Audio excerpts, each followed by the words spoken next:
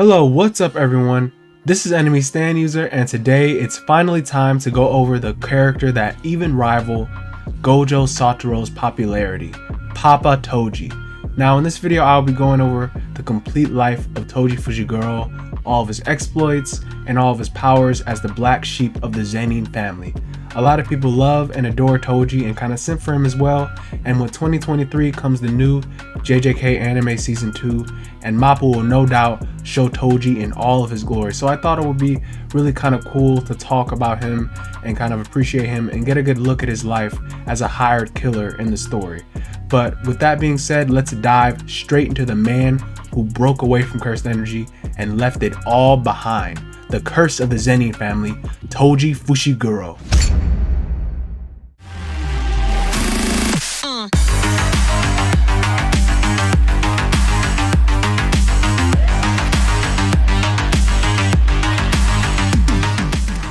Now before just jumping into the hidden inventory arc, let's consider before all that craziness.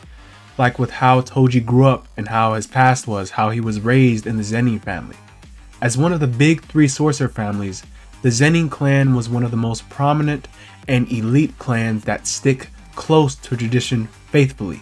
The family has gained a very solid position in Jujutsu history by taking in and putting together sorcerers with cooperative and powerful curse techniques. So the strength of the family relies on inherited techniques such as projection sorcery and 10 shadows technique.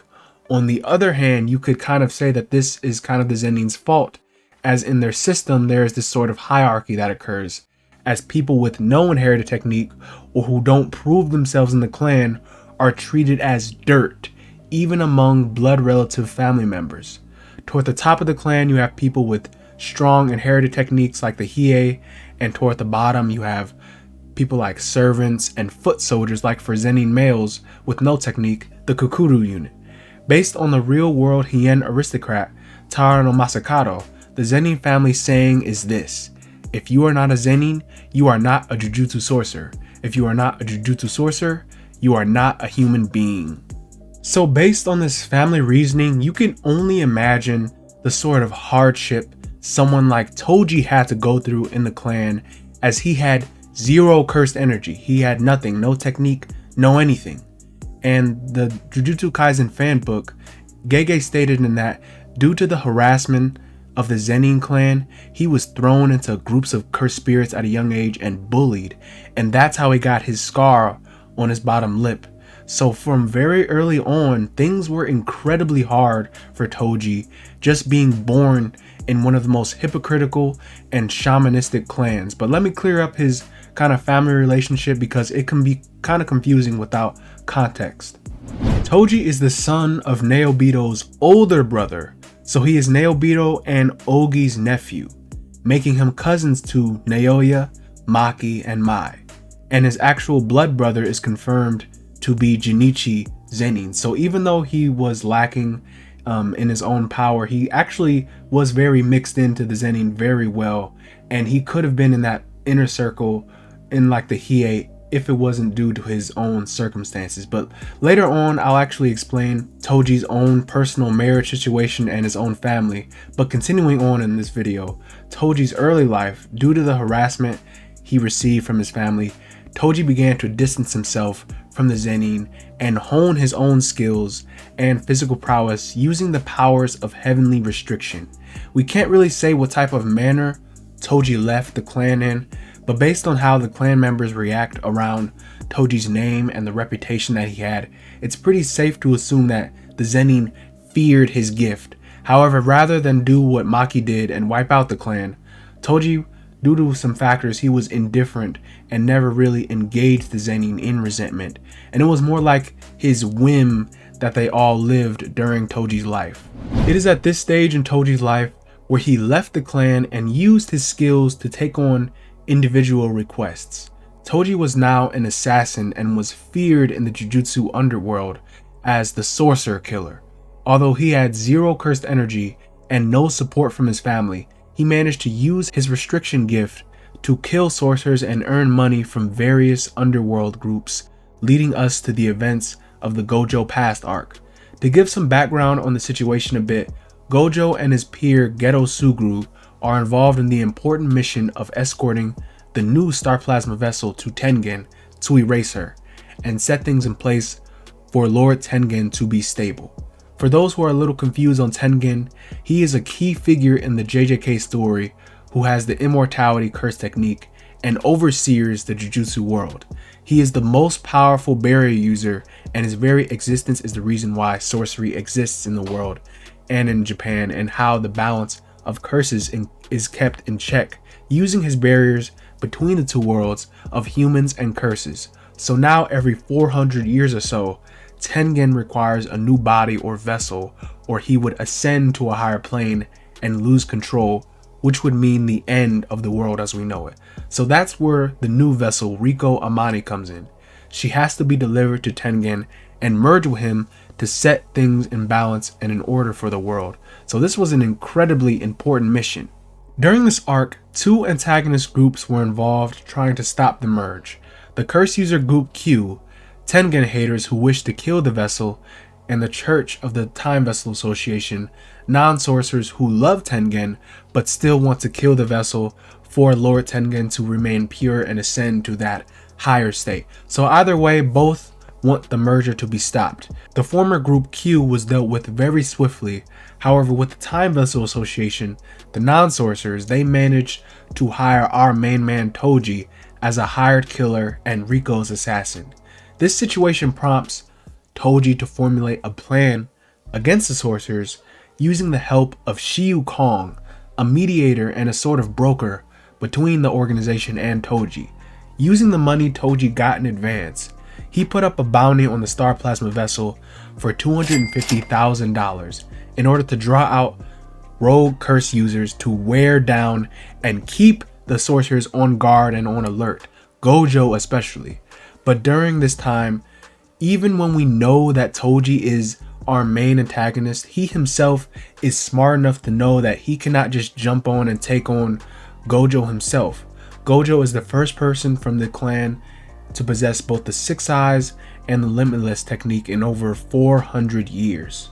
Still, Toji was very nonchalant and methodical about the whole plan and didn't even doubt the plan with his methods even a little bit. Toji knew just the pressure from Riko's bounty would prompt Gojo to use his power constantly, even without sleep. So all Toji needed to do was bide his time and wait for his moment to strike. What's even more icing on the cake in this situation is Gojo's motive to please Riko's wishes and stay in Okinawa like the group was on some vacation trip. This may have been good for morale, but it really was the final push in what Toji needed for his plan to be in action, as everyone let their guard down back at the checkpoint in Jujutsu High in this final stage of the mission. And just for that one moment, Toji jumped on that opportunity instantly. We are then brought to a flashback where young Toji was back in the clan and he went to see the legendary child of the Gojo clan, young Gojo Satoru himself. This was very important as Gojo was the first and last person to actually be aware of Toji's presence. So now, probably 10 plus years later, Toji still kept Gojo's ability in mind and succeeded in his plan to wear Gojo down and stab him in the back. This is now where the real battle starts, as Geto engages Toji and engulfs Toji in his curse. The sorcerers now split up, with Geto guarding Riko and escorting her to the tomb, and Gojo staying to deal with Toji. In a very beastly manner, Toji emerges from the curse's insides and revealed his inventory spirit along with his new sword. Now the two fighters' personalities clash, as Toji and Gojo are in a sort of face-off against one another. Toji very casually revealed his plan to lead the sorcerers into a false sense of security, allowing Gojo to deactivate his limitless ability for that just one slight instance. This whole situation goes to show how similar they both are. However, Gojo is slipping up. He's not quite the confident person that we all know, and Toji very clearly has more of a grip on the situation, more control and leverage and experience over Gojo. This then makes prompts Gojo to make his move, performing Lapse Blue to draw in Toji. However, due to Toji's speed, he evades it and moves at blinding speeds. Gojo now realizes that Toji is different. He has zero cursed energy, but also understands that he has some type of secret weapon to him as well. There is no time to relax though, as Toji is gone and zipping all around Gojo at breakneck speed. Even with 6 eyes, Gojo cannot read his movement due to Toji not possessing any cursed energy at all. This forces Gojo to use a wide maximum Lapse Blue technique to clear his area and negate any blind spots. Then suddenly Toji releases swarms of flyheads from his inventory to act as a sort of chaff grenade and smoke screen. This haze of curses gives Toji the opportunity to slip into Gojo's personal space and close the distance just before Gojo realizes. That is it. Toji uses a special grade curse tool called the Inverted Spear of Heaven. This blade is able to stop curse techniques and is lunged straight into Satoru's neck. Toji isn't done yet as he continues to rip the blade down his body, stabbing him multiple times and even piercing a knife straight into Gojo's head, finishing the battle and essentially killing Gojo Satoru. And our boy Toji hasn't even broken a sweat. Toji then intercepts Riko and Geto, proceeding to shoot Riko Amani in the head, killing her on the spot in cold blood. Toji now faces off against Geto Suguru in a very swift show of force. Geto is confused on how Toji is able to move so easily around Jujutsu High while holding a curse along with curse tools.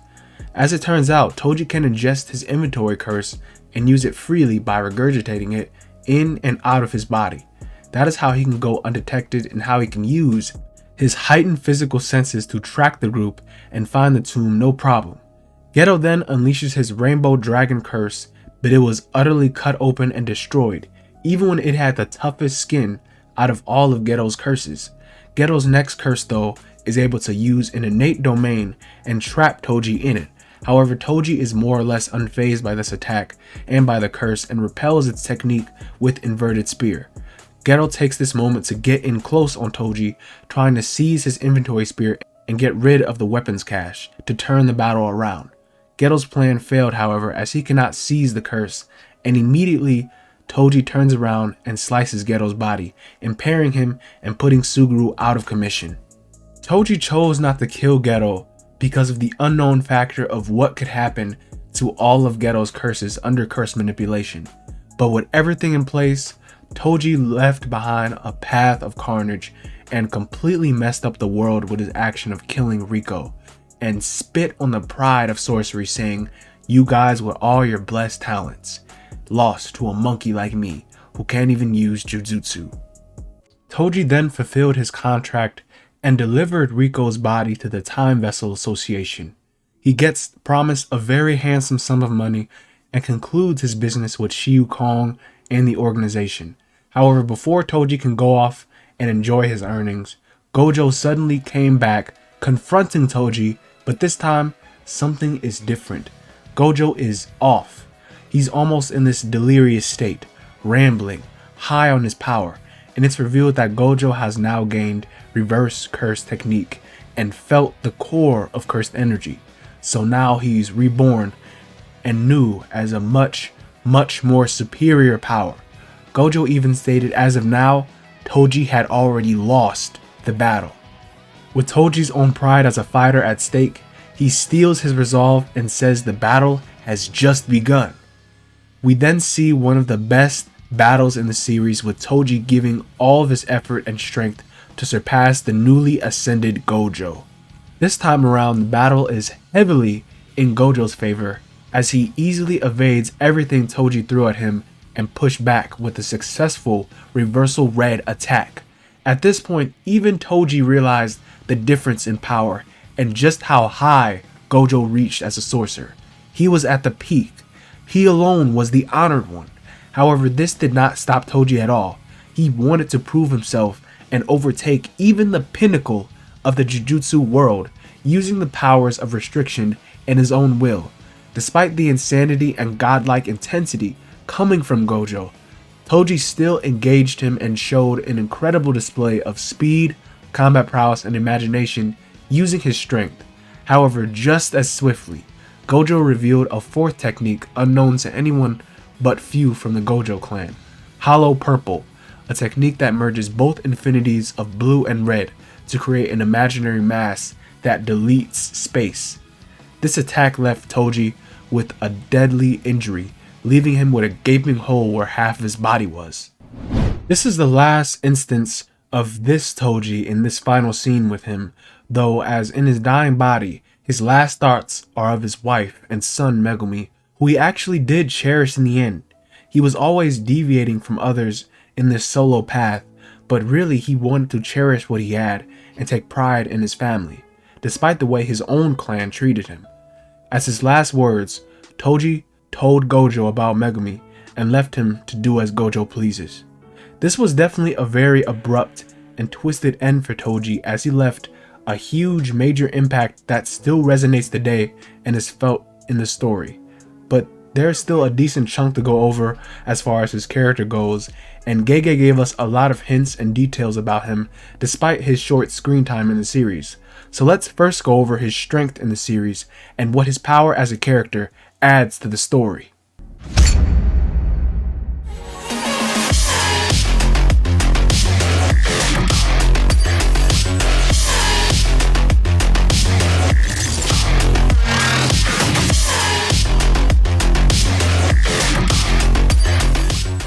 Toji is an incredible individual strength-wise. His fighting instinct and combat prowess is the best in the verse from what we've seen, and in every instance when he does fight, he goes full tilt and is an absolute monster in battle. Well after his death, 11 years later in the Shibuya incident, Toji was brought back into the story by the Ogami family's seance technique, which used the body or soul's information from a dead person to be used by another person. In this case, the Ogami used Toji Zenin's information to harness into her grandson.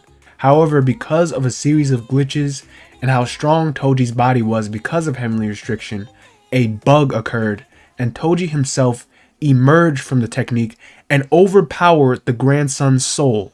So now we have a Ito Tensei Madara situation where this undead entity is walking around with its own will to destroy. The manga stated Toji was a puppet of carnage and he bore fangs toward the strongest around. In this state, Toji was just murking everyone on sight and actively seeking strong opponents to kill. This was extremely evident when he busted into Dagon's domain, yanked Playful Cloud out of Maki's hands, and proceeded to beat down Dagon in his own barrier. The sheer brutality and raw power Toji had was on another level, and we could really see just why the Zenin feared Toji so much and the true horror his power has going on against a special great curse such as Dagon. No matter what Dagon had to throw, and despite all of its power in its own domain, he was no match against this crude puppet that Toji has become. Toji swiftly killed Dagon brutally, saving everyone in that situation. If we are to consider Toji Fushiguro's strength, we have to acknowledge his ridiculous skill set and feats as an assassin. Officially, Toji has no type of rank because the society chose not to recognize heavenly gifted individuals with zero cursed energy like Toji. But looking at his strength and impact that he left, Toji no doubt is no less than a special grade worthy individual, seeing that he literally changed the world by using his powers of restriction. Toji is an expert assassin, having abundant knowledge in sorcery despite not being a sorcerer himself. He is a master weapons expert, being proficient using common weaponry like firearms and knives, all the way up to special grade cursed tools like Inverted Spear of Heaven and Playful Cloud.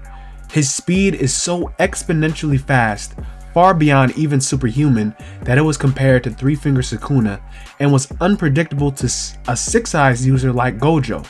His physical strength is more than enough to overpower seasoned sorcerers and completely dominate special grades. He even was able to use Playful Cloud to a degree where the tool broke apart because Toji possessed so much raw strength to kill Dagon. Toji is the pinnacle of pure combat prowess in the series, and he is one of the few individuals in the verse who can stand toward the top along with other top tier characters.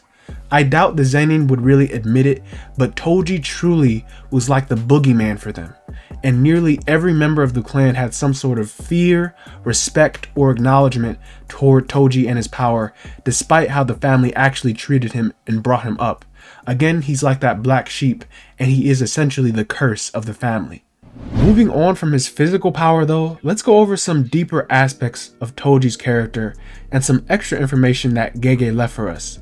Before the hidden inventory events, before all the crazy, the killing and death, Toji actually started a family. In around 2002, Toji met someone he cared about and had Megumi with an unnamed lover. And this isn't even the first instance of Toji hooking up, as sometime in 2006-2007, he married Sumiki's mom and just bounced. Now I find that really interesting because having a family doesn't really line up with the type of person Toji is. And in all trueness, Gege kind of hints that Toji is a bit of a jerk. He's like a deadbeat dad, and likely after Megumi's mom died, he started to keep Megumi away and started developing those deadbeat dad tendencies. And it could be a little bit confusing as we don't have all the information or a ton of info right now, but because of the stress from the Zenin clan, Toji was likely starting to actually harbor resentment early on, and he was becoming unstable. So now that he's actually physically capable, he could have wiped the clan out. Ranta said that the clan exists because of Toji's whim, his whim.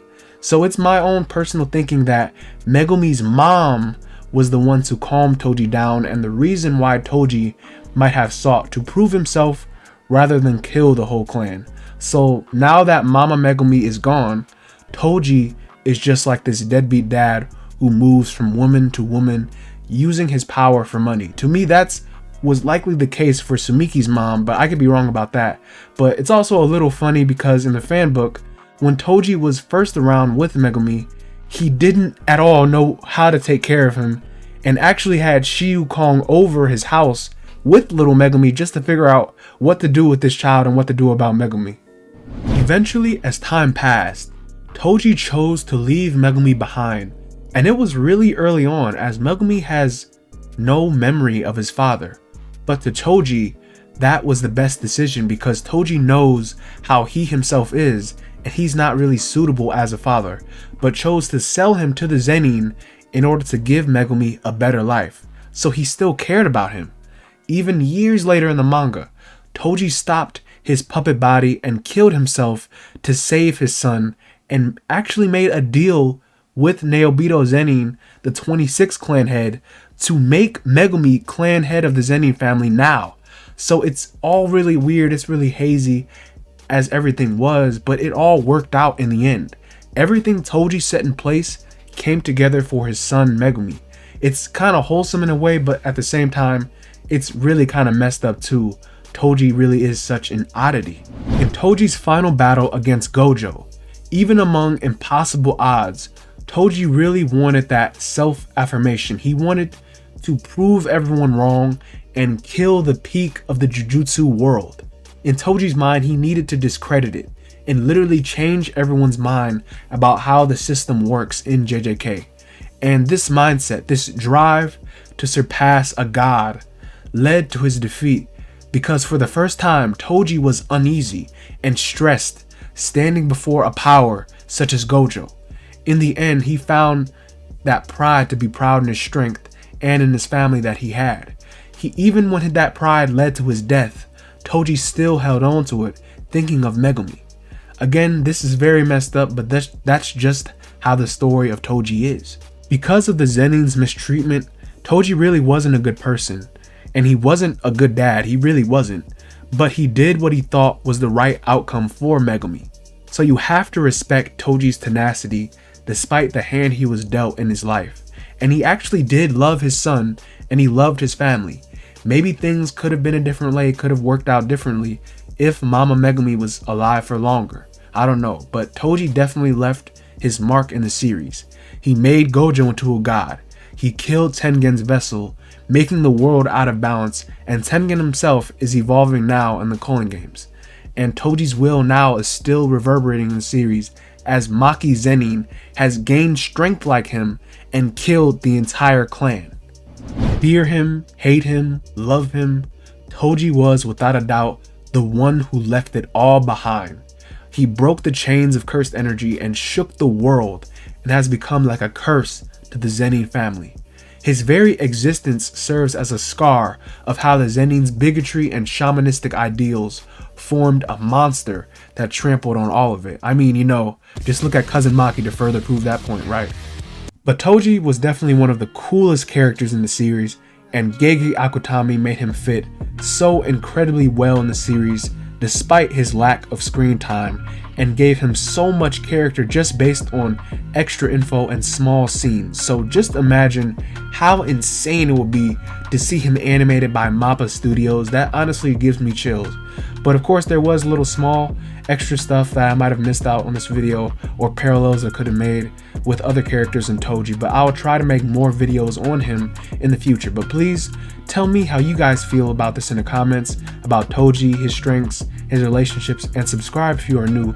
But thanks for watching this video. This has been Enemy Stand User, and I'll see you in the next one. Bye bye.